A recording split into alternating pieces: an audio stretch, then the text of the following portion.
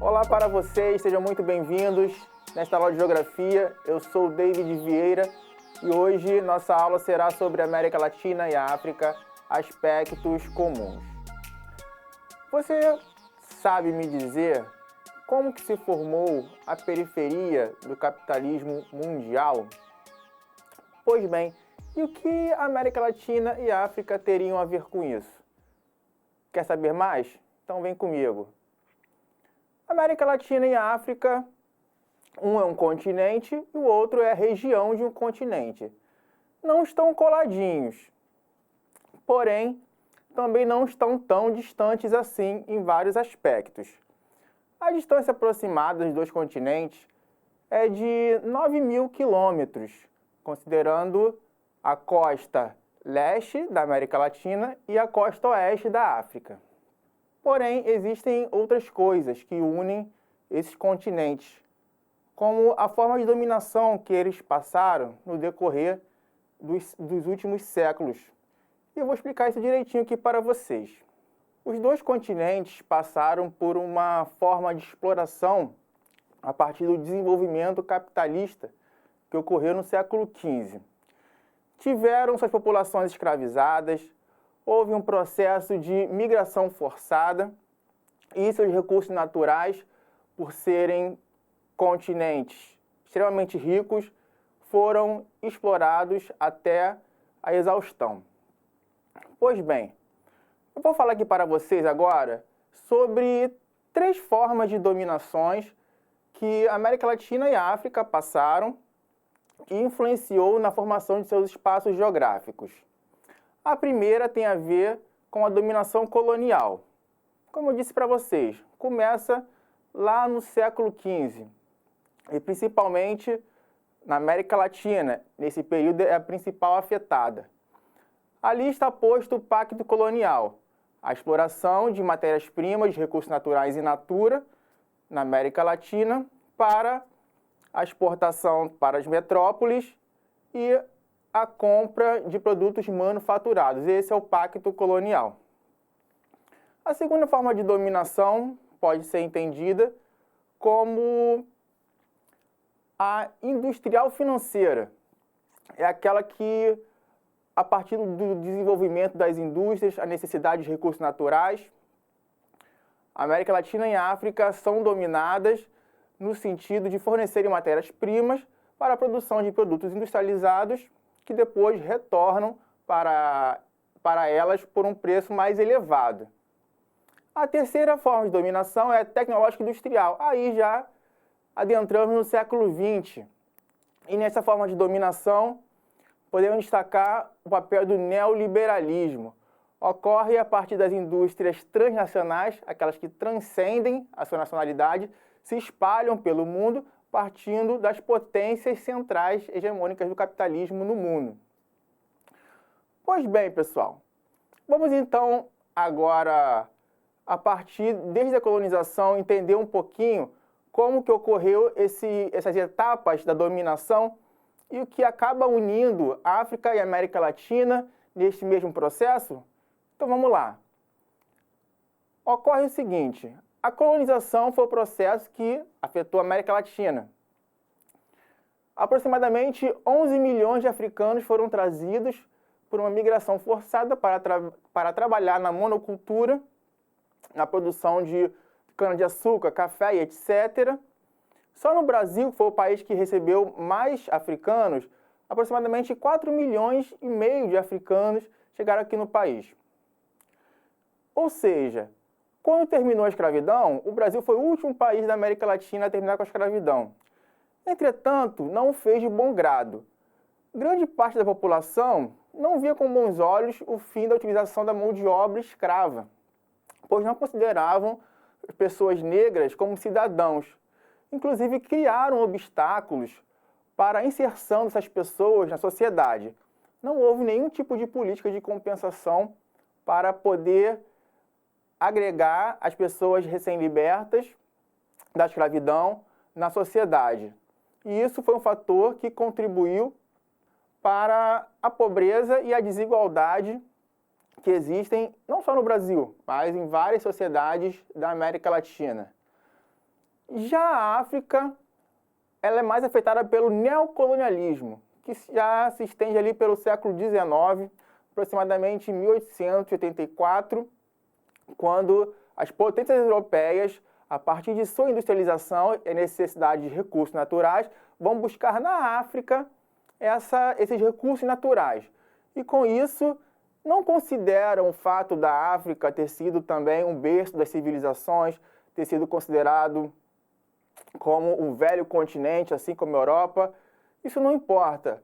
Eles se lançam em direção à África e acabam partilhando-a, criando fronteiras artificiais e agregando tribos que tinham desavenças e rixas históricas. Pois bem, esse processo foi muito prejudicial para a África, pois desestruturou as economias dos reinos que lá haviam e deixou elas numa submissão como uma condição de exportadora de produtos primários e importadora de produtos industrializados. Nesse período ocorre uma grande concentração de capital devido aos lucros da indústria nos países hegemônicos. E esses recursos eles são revertidos para ser investidos nas colônias ou nos outros países que já eram independentes da América Latina para a produção de matérias-primas para o consumo dos próprios países das potências hegemônicas centrais. Então chegamos aqui ao período da Guerra Fria. É o período já do século XX. Ali se estabelece uma nova ordem mundial. É a ordem bipolar. Estados Unidos e União Soviética estão lutando uma luta ideológica para saber qual sistema econômico que iria prevalecer nesse período, o capitalismo ou o socialismo. Aí o mundo ele está dividido basicamente de três modos, três tipos de países. Nós temos os países de primeiro mundo, que são aqueles países industrializados, com industrialização completa e alinhados ao capitalismo, como, por exemplo, Estados Unidos e as potências da Europa. Nós temos os países de segundo mundo, que são considerados países industrializados e alinhados ao socialismo.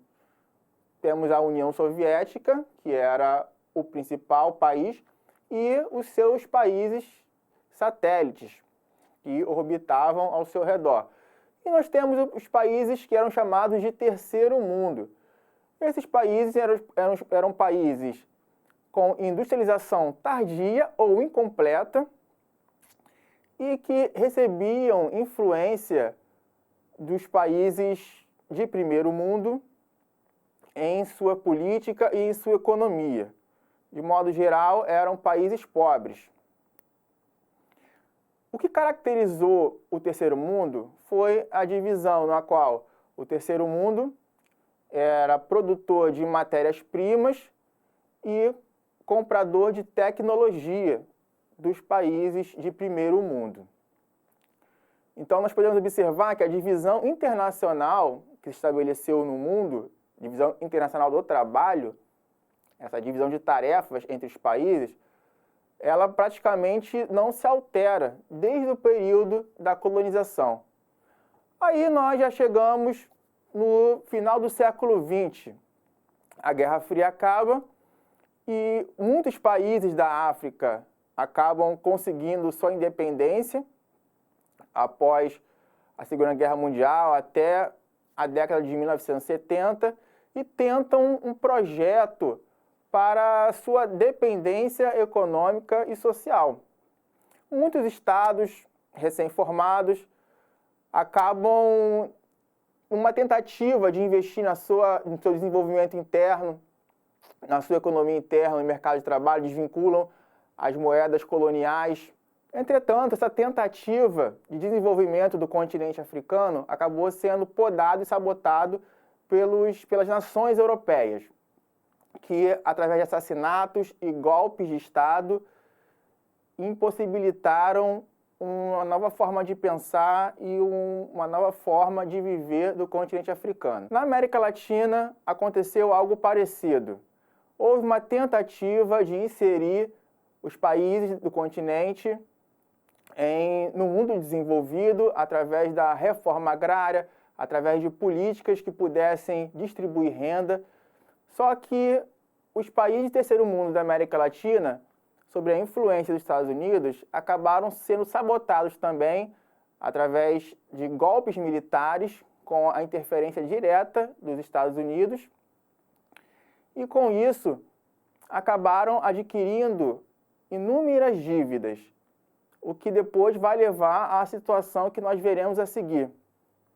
É importante dizer que muitos países da América Latina e África só conseguiram se industrializar, ter a sua industrialização mais fortalecida através de empréstimos internacionais, como no FMI e o Banco Mundial, que são agências internacionais sediadas nos Estados Unidos e que emprestam volumosas quantias para os países de terceiro mundo.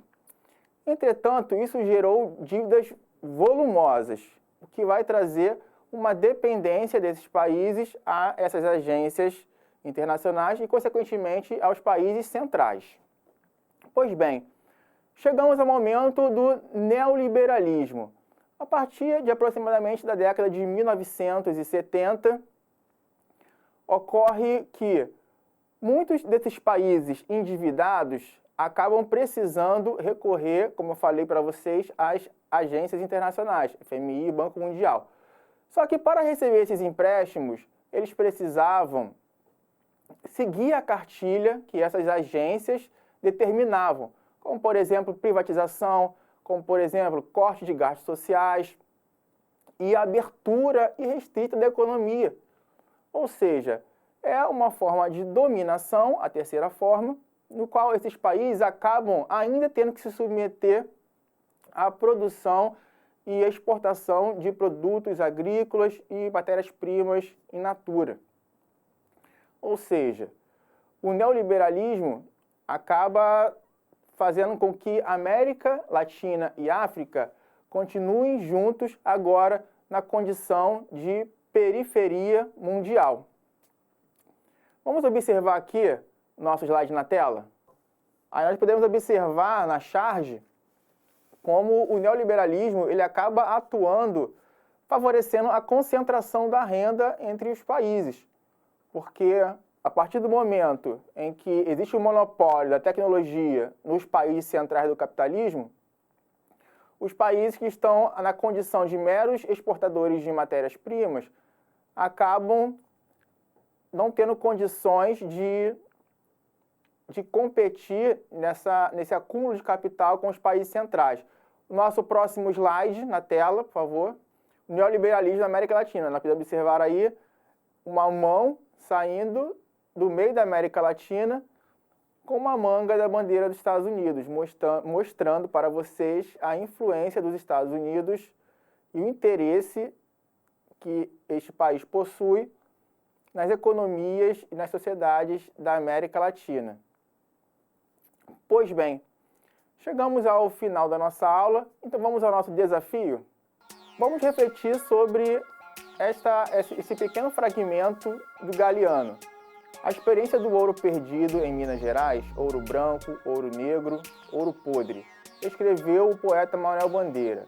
Como se sabe, não serviu para nada. O Brasil continua se desfazendo gratuitamente de suas fontes naturais de desenvolvimento. Então, esse fragmento aí, do Eduardo Galeano, autor das Veias Abertas da América Latina, vou deixar com vocês para que vocês possam refletir sobre a nossa aula de hoje e a condição que une América Latina e África, hoje como países da periferia do capitalismo mundial. Chegamos ao fim da nossa aula. Eu vou ficando por aqui. Fique ligado, assista as aulas do Rio Educa na TV. Te vejo numa próxima. Até logo!